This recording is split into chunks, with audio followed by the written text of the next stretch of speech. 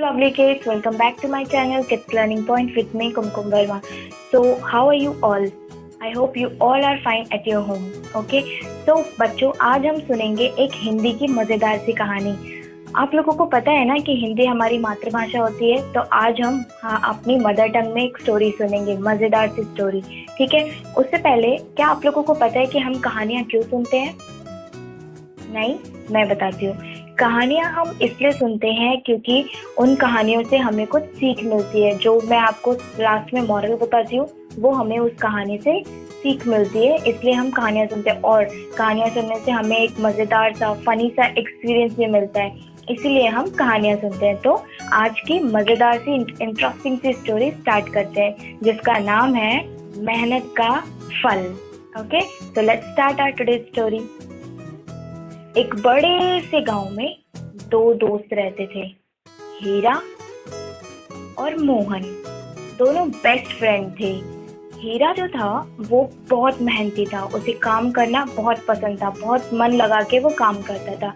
और मोहन जो था वो क्या करता था, भगवान में बहुत विश्वास रखता था। वो हमेशा भगवान की पूजा किया करता था कि मेरे सारे काम भगवान ही करते हैं, उसको ऐसा विश्वास था। तो एक दिन दोनों ने एक बड़ी सी जमीन खरीदी मिलकर और उस पर बहुत सारी सब्जियां उगाने लगे।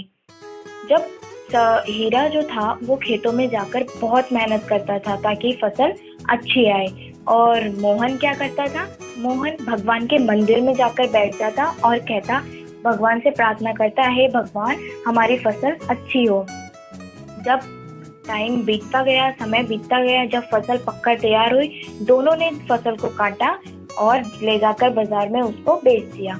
जब दोनों वापस आए, पैसों का बंटवारा करने लगे, तब हीरा ने कहा कि मोहन, मुझे इस पैसे में से ज्यादा पैसे चाहिए क्योंकि मैंने खेतों में बहुत मेहनत की है।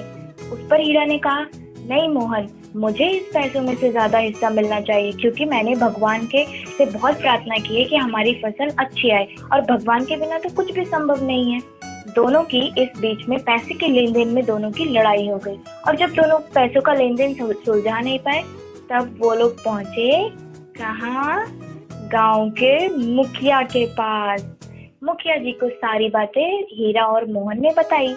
मुखिया जी ने कहा, अच्छा तो ये बात है। मुखिया जी ने कहा, मैं तुम दोनों को एक एक बोरी चावल की देता हूँ, दोनों को उसमें से सुबह तक कंकड़ साफ करके लाने हैं।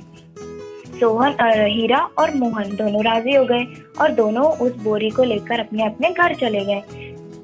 हीरा रात भर चावल में से कंकड़ अलग करता रहा, और मोहन ने क्या किया, कोई बता सकता है मोहन ने क्या किया? मोहन जाकर मंदिर में बैठ गया और बोलने लगा, हे भगवान, मेरे इस बोरी में से सारे कंकड़ साफ हो जाएं। रात बीत गई, सुबह हुई। हीरा मुखिया जी के पास पहुंचा बोरी लेकर और मुखिया जी से कहा कि मुखिया जी देखिए, मैंने सारे चावल और कंकड़ अलग कर दिए। तो मुखिया जी ने कहा, हाँ, हम मोहन का इंतजार करते हैं। और जब मोहन पहुंचा बोरी लेकर, तो मुखिया जी ने कहा, दिखाओ मोहन, तुमने अपनी बोरी में से चावल, कंकड़ और चावल कितने साफ किए हैं। तब मोहन ने कहा कि मुखिया जी, मुझे मेरे भगवान पर पूरा भरोसा है, इस बोरी में से पूरे कंकड़ साफ हो गए होंगे।